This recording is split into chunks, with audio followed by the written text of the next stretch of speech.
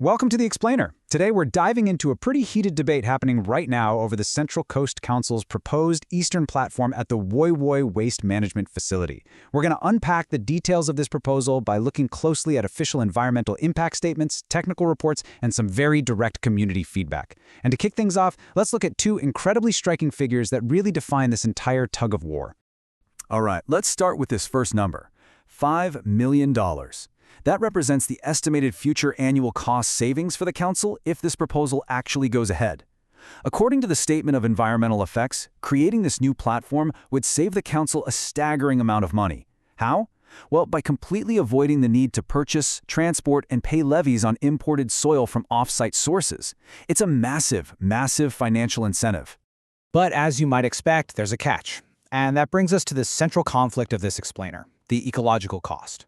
Because saving those millions of dollars requires the excavation and clearing of a 4.1 hectare footprint. And this isn't just empty space. That footprint sits right next to the dense, dry sclerophyll forests of the Brisbane Water National Park. And as we're going to see, it is absolutely teeming with native vegetation and threatened species. So, to make sense of all this, here is our roadmap for today. 1. The Eastern Platform Proposal. 2. The environmental costs. 3. Saving $5 million. And finally, 4. Progressive waste alternatives. Let's jump right into part 1, the Eastern Platform Proposal. So in short, managing a landfill actually takes a ton of dirt. When you process landfill, you essentially have to add a layer of soil on top of the waste to cap and cover it safely. It's kind of like building a giant, slightly gross layer cake. Right now, the council desperately needs more of this cover material for the existing Woy Woy landfill. Rather than trucking it all in, they propose excavating a brand new platform right there on site. The goal is to source roughly 60,000 cubic meters of this material every single year, for about a decade. Importantly, the council notes this newly excavated area is strictly to provide soil. It is not intended to become a future landfill site itself. The crucial juxtaposition here is pretty stark. On one hand, the council's environmental impact statement highlights immense operational convenience. We're talking about reusing materials locally, saving money, and drastically reducing heavy truck traffic on local roads. But on the other side, environmental reports and the local community are raising some serious alarms. Their main concern? The direct destruction of 3.92 hectares of native vegetation that sits entirely within that footprint. Which brings us to part 2, the environmental cost. Now, if we look at the official data from the project's Biodiversity Assessment Report, it explicitly acknowledges the risk of inadvertent impacts on adjacent habitats. Because the site directly borders the national park, excavating here creates a huge risk of edge effects, weed infiltration, and major disruptions to threatened species. For instance, animals like the giant burrowing frog and the red-crowned toadlet heavily rely on the ephemeral drainage lines right in this very area. And we're not just talking about indirect what-if risks here. The physical footprint directly removes actual habitat for recorded threatened fauna.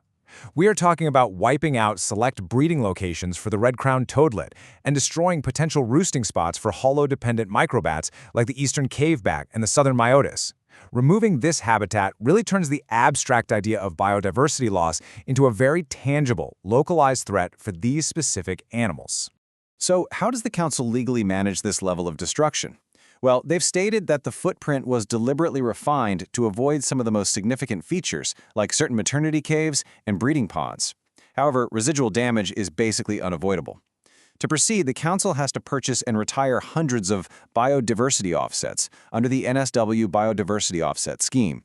This is a system intended to theoretically compensate for ecological damage by protecting land somewhere else, retiring credits for things like the eastern pygmy possum and the squirrel glider to balance the scales. Moving on to part 3, saving $5 million. As noted plainly in their Statement of Environmental Effects, the council's primary defense for this project is economic. By excavating their own sandstone and soil, they avoid the incredibly heavy costs associated with purchasing soil off-site, transporting it across the region, and paying the associated state waste levies. Over a 10-year lifespan, freeing up $5 million annually is a truly transformational amount of money for any local government budget. And to be completely fair here, the council makes a really strong logistical argument.